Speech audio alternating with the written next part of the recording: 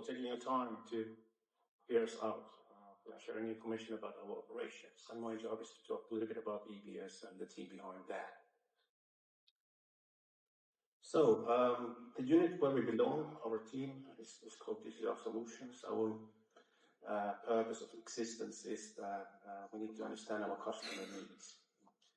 So we have different customers in different institutes, and we have expertise on that and hearing them out. What kind of IT solutions would make them more efficient in their work? Once we understand the business needs, then we translate those to functional requirements. Sometimes we develop some functionalities for them. Sometimes we adopt a ready-made solution for them and deploy it and provide access to them.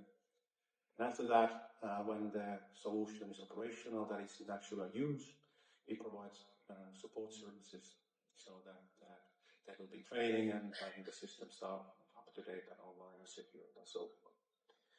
So we provide digital solutions to our customers. That's the reason why we exist. And we have a couple of services. We are quite a new team, and today I'm focusing mainly on the enterprise billing system. So what is enterprise billing system? Some of you might have been on other sessions during the last few days. There's Delta Breeding and Breedbase, and there are BMS, and then Breeding Information Management Systems. So these systems are pretty much the same. The principles are different. The technical behind is a little bit different.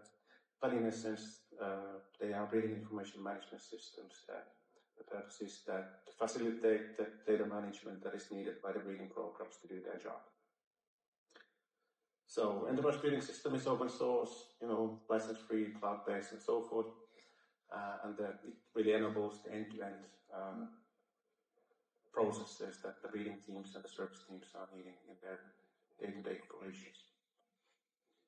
So,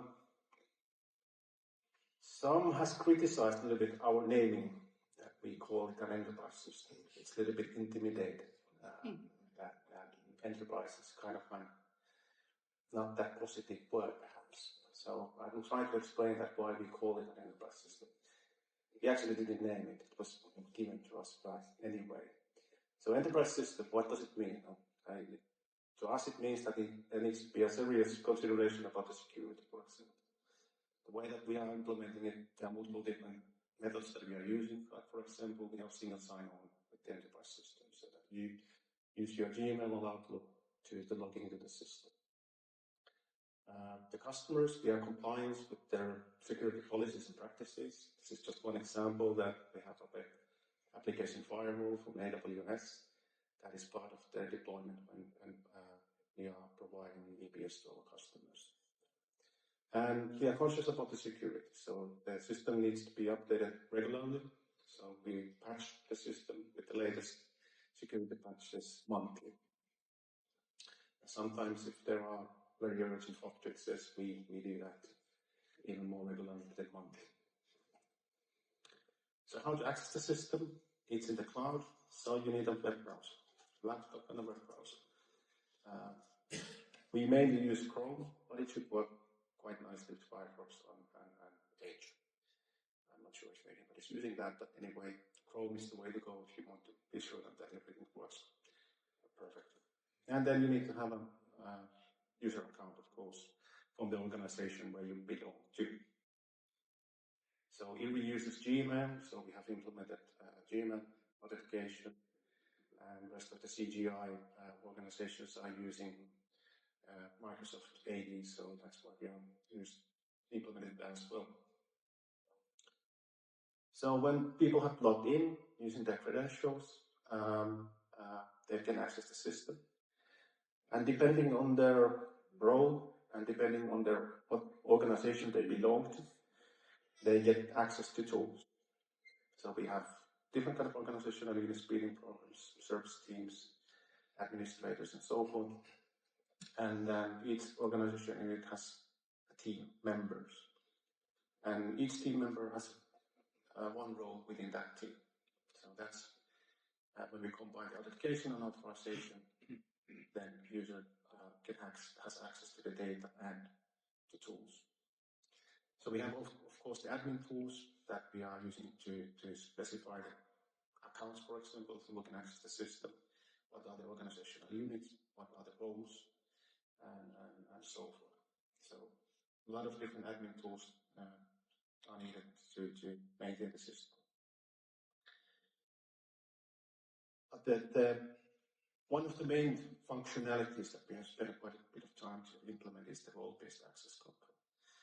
And it just means that in large organizations, people have different roles within their teams. So depending on the permissions, depending on the needs, different tools are available for different roles. So for example, reader, when they log in, that's the left menu on that core reading side, they have access to all the tools that we have developed in core reading, because that's what they need in their work. But perhaps technician, for example, that is not creating the experiments and they are focusing on data collection, then they have limited access to the tools that are available. Enough that they can do the job, but they also are protected to make mistakes because they don't have permissions to create experiments, for example. So role-based access control is an important part of the enterprise system. Then we support the network reading.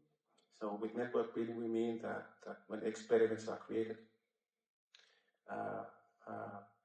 the experiment can be conducted in different sites.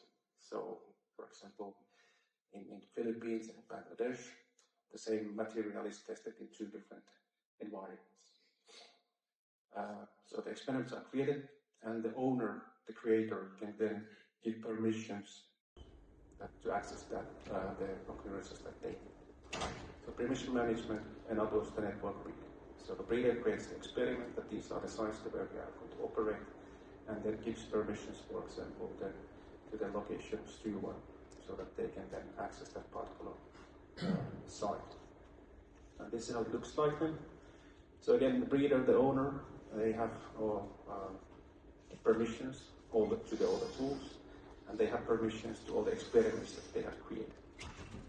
But if we have a person that is working as a technician and as a collaborator, then they have limited access to the tools, and then they only can access the experiment occurrences that they have given permissions to.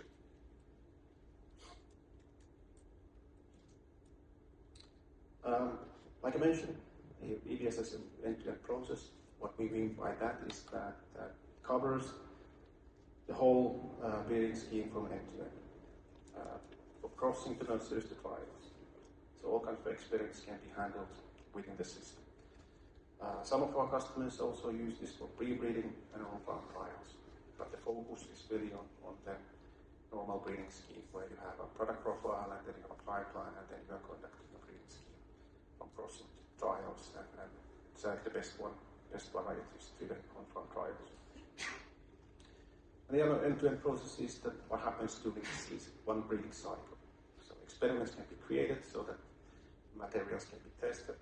Depending on the breeding stage, you can create a crossing experiment or nursery experiment or trials. And then once the material is in the ground, you can manage them. So inputting management data, for example, that when was material planted, what was the pesticides that were used, and so forth.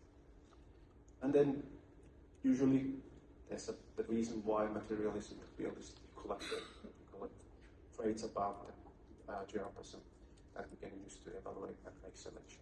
So data collection is part of the breeding cycle.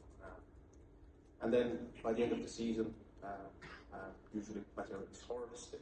So we have a solution for that the harvest information can be inputted to the system, and especially in the nurseries, that the naming conventions that are used are implemented so that the germplasm coding, for example, changes from generation to next. And then the data analysis. We have some built-in functionalities for data analysis, just routine analysis, and I'll talk a little bit more about the other analysis later on. But that's what we mean. EBS can handle the whole breeding scheme from end to end, and within season from end to end. So these are some of the tools that we have for core billing teams. From billing program manager, they can specify what are the pipelines that they are using. Create experiment, manage the experiments, create process, manage them, plant the material, and so forth. So end to end. For data analysis, we have 3 different kinds of tools. We have phenotype data manager, which means that once the data has been collected on the field and they have been transferred to the database, we have a QC tool where the breeder can then check the data and is there some kind of errors in it that they need to suppress before analytics takes place. And then we have an analytics request manager that can be used to run single site and multi-site multi-occurrence analysis. And recently, last year, we started to build our molecular analytics tools. So those 3 are the built-in functionalities for data analysis. Then, in large organizations, you have service teams that are providing expert services to billing teams. And genotyping is a good example of that. This is our, to be honest, it's a little bit old diagram about the genotyping process, but I didn't have time to update that. But pretty much we have 2 actors here. So 2 team members that are acting in different roles. There's a requester, like a breeder, for example, that I have material in the field, and I need to genotype. I want to genotype them so that they can use the genotypic data in analysis. So they create a list of the material that needs to be genotyped, and they submit that list to the lab manager, and they have then tools to, receive them. They can combine different requests to one, create a batch, and then create a layout for that, and send the files to the vendors, to Intertech, for example. And when the results come back, then the results are loaded to the database. So that's and tools for the service team.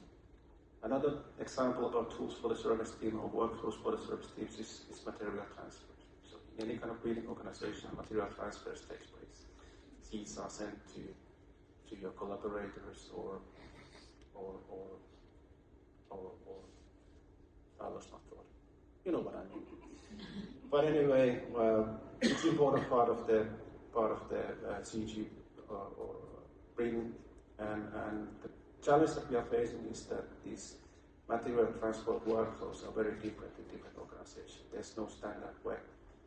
So we tackled that problem by creating a workflow system that is configurable. And the outcome is that even though that on surface the outgoing shipment for seeds in EBS and CIMMYT is pretty much the same. Both have 3 main steps. The details are different. So what happens on those steps are different, and there are different reports and so forth. So we have built a workflow engine that we can then use to create customized processes that the service teams are building. So we are not trying to do everything by ourselves. Like I mentioned, part of the exercise is always that when our customers voice out that we have this business need, we try to find the best solution for them, together with them. And then, for example, we are using Phenom apps, Bioflow, we are using Gigwa. It means that we build data interfaces so that we can transfer data back and forth between the systems. There are other systems that we are interoperating to, like the breeding portal and the service portal. And next year we will start to also have more interoperability in new systems like P-LIMS and hydropoid phenotyping systems. But it's a big part of what we do that yes, we are continuously improving the functionalities in EBS, but then when and if there are tools that the customer wants to use, we make that happen by using the interoperability solutions. So a little bit about what the latest outcomes are. Last year was busy for us, and I could use 20 minutes just to talk about what we accomplished. But I just wanted to highlight some of the new functionalities that we had last year. We have new statistical designs, numbers of sparse testing. First, molecular analysis workflows are now rolled out. We have workflows for parental purity and hybrid testing. So F1 verification in some organizations. We built interoperability to Bioflow, so instead of sending CSV files back and forth. The user can just press a button in EBS and it sends the data set to Bioflow. There will be a presentation about the Bioflow later on, so I'm not going to talk too much about it. Like I mentioned, the material transfer, we have the operational versions of the outgoing shipments for EBS CIMMYT. And that's a foundation that we can use on other organizations like ICADA, IITA. We can customize those workflows for them. And important part of our work is to try to digitalize as much as possible. So digitalizing all data capture is important objectives last year, and it will be an important objective this year as well. So we built the data transfer layer on EBS Fieldbook so that, again, people don't have to use files to transfer information between the solutions. And we built an web application for post-harvest data collection. Those tools exist for post-harvest, but we built a web version for it, and we built the data interfaces so that you can put your USB cable to your laptop, and then you can use the weight balance and moisture meter, and the data goes directly to the database after you have read the QR code that identifies the object in the database. And then, last but not least, we enabled 10 new crops last year. So the system has right from the get-go designed to be multi-crop, and more people are interested in it. So when we are adding a new crop, it mainly means that we need to understand that are there some crossing or harvest methods that we haven't supported, and then what are the naming conventions that are used in materially advanced in nurseries. So what do we have plans for next year? Oh, this year. Yeah. New crops. So I don't know how many, 5, 6 new crops probably next year when we meet, we have supported. And again, continuation then digitalize all data capture. So we want to enable the time series and repeated measurements, have more devices that can be plugged into EBS and used to measure different rates.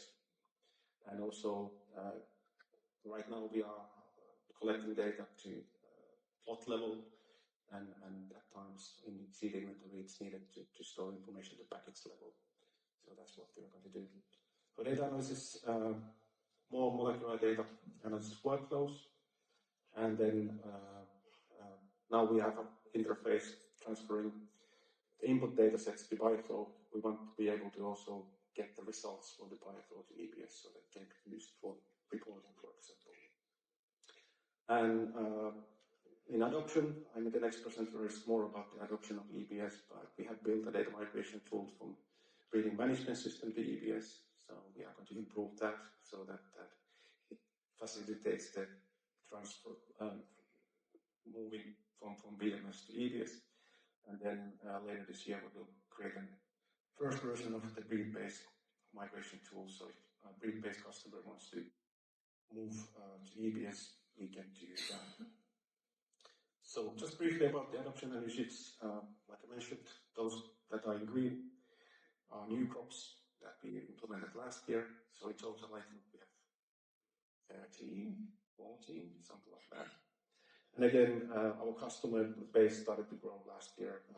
We have 5 new customers and more to come this year. And with that, I say thank you very much.